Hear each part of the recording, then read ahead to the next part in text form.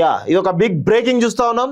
కాంగ్రెస్ లో మమతా బెనర్జీ యొక్క తృణమూల్ కాంగ్రెస్ విలీనం కావడానికి స్టెప్స్ ఉన్నాయి. సో దానికి సంబంధించినటువంటి ప్రతిపాదన జరుగుతున్నట్టు తెలుస్తా ఉంది. సోనియా గాంధీ ప్రతిపాదన సమయం కోరిన మమతా పార్టీలో కీలక పోస్టుల ఆఫర్. ఉపాధ్యక్షురాలిగా మాజీ సీఎం, 20 మంది ఎంపీలు, 64 మంది ఎమ్మెల్యే తిరుగుబాటుతో కష్టాలు. చీలిక వర్గాలకు గుర్తింపు లభిస్తే పార్టీ గుర్తు ఆస్తులకు ముప్పే. ఎవరితో కలుస్తారు? తిరుగుబాటు నేతల లలిత రాజ్యసభ సభ్యత్వానికి సుస్మితా దేవ్ రాజీనామా అంటూ చూస్తాం. సో కాంగ్రెస్ లో తృణమూల్ కాంగ్రెస్ అంటే పశ్చిమ బెంగాల్లో ఎంత దారుణంగా తయారైంది అంటే, పశ్చిమ బెంగాల్ మొత్తం కూడా 20 మంది ఎంపీలు బీజేపీలో చేరడం జరిగింది. అదేవిధంగా ఇటు ఎమ్మెల్యేలు కూడా కంప్లీట్గా పార్టీని వీడుతున్నారు, చాలా స్పష్టంగా ఉంది. సో ఈ పరిస్థితిలో మమతా బెనర్జీ మొత్తానికైతే కంప్లీట్గా డిఫెన్స్లో పడ్డట్టు తెలుస్తోంది. సో తాను కాపాడుకోవాలి, పార్టీని కాపాడుకోవాలంటే ఇప్పుడున్న పరిస్థితిలో కాంగ్రెసే దిక్కు అనేది చాలా స్పష్టంగా అర్థమై సో వీళ్ళ ప్రతిపాదన కొనసాగుతున్నట్టుగా అర్థమవుతోంది. సో దానికి సంబంధించి కొన్ని రోజుల తర్వాత అధికారికమైనటువంటి ప్రకటన వచ్చేటువంటి అవకాశం అయితే చాలా స్పష్టంగా కనబడుతోంది. సో విలీనం కుదరదట.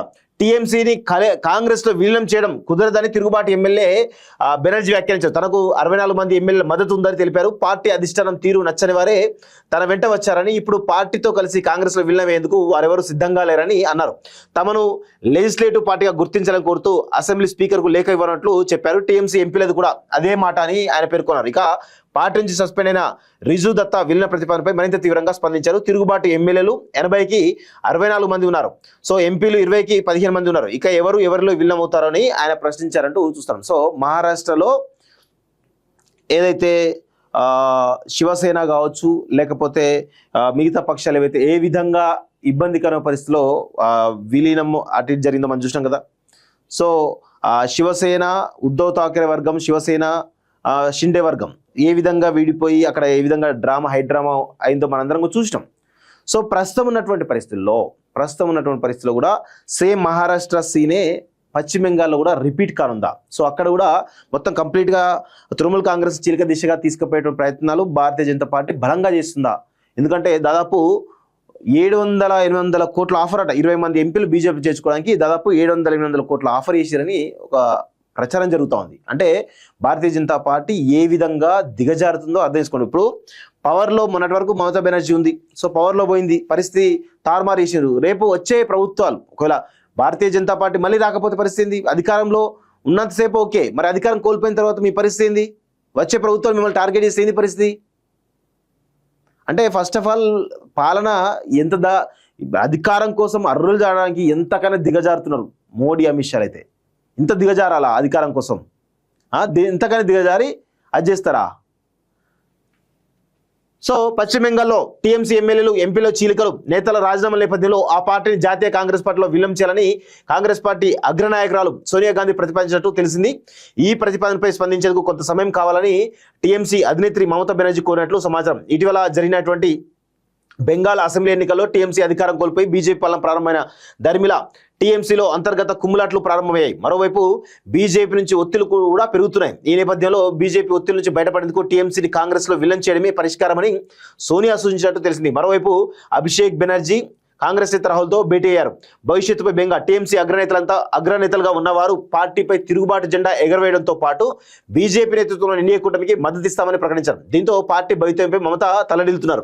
భవిష్యత్తులో వచ్చే ఎన్నికల్లో ఏ విధంగా ముందుకు సాగాలన్నది మరింత ఇబ్బందికరంగా మారింది. 64 మంది ఎమ్మెల్యేలు రితబ్రత బెనర్జీ నేతృత్వంలో చీలిపోగా 25 మంది ఎంపీల్లో 20 మంది కకోలి ఘోష్ దస్తీదార్ నేతృత్వంలో విడిపోయి ఎన్డీఏకు మద్దతు ఇస్తామని, తమను ప్రత్యేక సమూహంగా గుర్తించాలని లోక్సభ స్పీకర్ ఓం బిర్లకు లేఖ రాశారు. ఈ పరిణామాలతో టీఎంసీ పార్టీ మమతా చేతుల్లోంచి జారిపోయేటువంటి ప్రమాదం ఏర్పడింది. చీలిక వర్గాలకు గుర్తింపు లభిస్తే పార్టీ గుర్తు, జెండా సహా టీఎంసీ ఆస్తులపైన హక్కులు లభించే అవకాశం ఉంది. ఈ నేపథ్యంలో మమతా బెనర్జీ మంగళవారం ఢిల్లీలో సోనియా గాంధీని కలుసుకొని సుదీర్ఘంగా చర్చలు జరిపారు. అనంతరం బుధవారం కూడా మరోసారి ఇరువురు భేటీ అయ్యారు. ఈ సందర్భంగానే సోనియా గాంధీ విలీన ప్రతిపాదనను మమతా ముందు ఉంచారని టీఎంసీ వర్గాలు చెబుతున్నాయి. తృణమూల్పై బీజేపీ ఒత్తిడి పెరుగుతున్న పట్ల సోనియా ఆందోళన వ్యక్తం చేశారని, కాంగ్రెస్ లో విలీనం చేయడం ద్వారా బలమైనటువంటి ప్రతిపక్షంగా బీజేపీని ఎదుర్కొనేందుకు అవకాశం ఉంటుందని ఆమె సూచించారని పేర్కొన్నాయి. టీఎంసీని కాంగ్రెస్ లో విలీనం చేస్తే మమతా బెనర్జీకి కాంగ్రెస్ జాతీయ ఉపాధ్యక్షుల పదవితో పాటు ఆమె మేనల్లుడు అభిషేక్ బెనర్జీకి ప్రధాన కార్యదర్శి పదవులు ఇస్తామని కూడా సోనియా గాంధీ హామీలు ఇచ్చినట్టుగా తెలుస్తోంది. సో అక్రమార్కుల విలీనమాట ఏమున్నది? భారతీయ జనతా పార్టీ సుఖం పూస. అన్ని పార్టీలు అంతే, అన్ని పార్టీలు అక్రమమైన పార్టీలే. 28 ఏళ్ల తర్వాత సొంత గుటికి మమతా బెనర్జీ మొత్తానికైతే పోతున్నట్టుగా ఒక స్పష్టంగా తెలుస్తూ ఉంది. సో మమతకు ఎదురు దెబ్బ, రాజ్యసభ సభ్యత్వానికి సుస్మితా దేవ్ రాజీనామా అన్నమాట. సో మొత్తానికైతే విలీన ప్రక్రియ ప్రతిపాదన జరుగుతూ ఉంది. సో మేబీ అక్కడ ఆస్తులు కాపాడుకోవాలన్నా, ఇప్పుడు ప్రస్తుతం మమతా బెనర్జీ తన పట్టును నిలుపుకోవాలన్నా పశ్చిమ బెంగాల్లో, కానీ ఇవన్నీ పరిణామాలు జరగాలంటే ఖచ్చితంగా విలీన ప్రక్రియ కాంగ్రెస్లో విలీనం జరిగితేనే కొంత వాళ్ళని కాపాడుకునే అవకాశం. లేదంటే మాత్రం 100% మహారాష్ట్రలో శివసేన, ఎన్సీపీ ఏదైతే నేషనల్ కాంగ్రెస్ పార్టీ ఏ విధంగా అయితే చీలికలు వచ్చాయో, అజిత్ పవార్ వర్గం కావచ్చు, శరద్ పవార్ వర్గం, ఇటు ఉద్ధవ్ ఠాకరే వర్గం, షిండే వర్గం ఏ విధంగా చీలికలు తెచ్చి అక్కడ అస్థిరత నెలకొల్పినో సేమ్ అదే పశ్చిమ బెంగాల్ కూడా రిపీట్ చేసే విధంగా భారతీయ జనతా పార్టీ కుట్రలు పడుతూ ఉంది. సో ఆ కుట్రలు పన్నుతున్న క్రమంలో అధికారంలో ఉన్నారు కాబట్టి నడుస్తూ ఉంది. ఏది భారతీయ జనతా పార్టీ అధికారంలో ఉంది కాబట్టి వాళ్ళు చెప్పినట్టు వాళ్ళ వ్యవస్థలని వాళ్ళ కంట్రోల్ ఉన్నాయి కాబట్టి నడుస్తూ ఉంది. రేపు ఒకవేళ భారతీయ జనతా పార్టీ అధికారం కోల్పోతే కనుక ఏ విధంగా పరిస్థితి ఒకసారి అర్థం చేసుకోండి.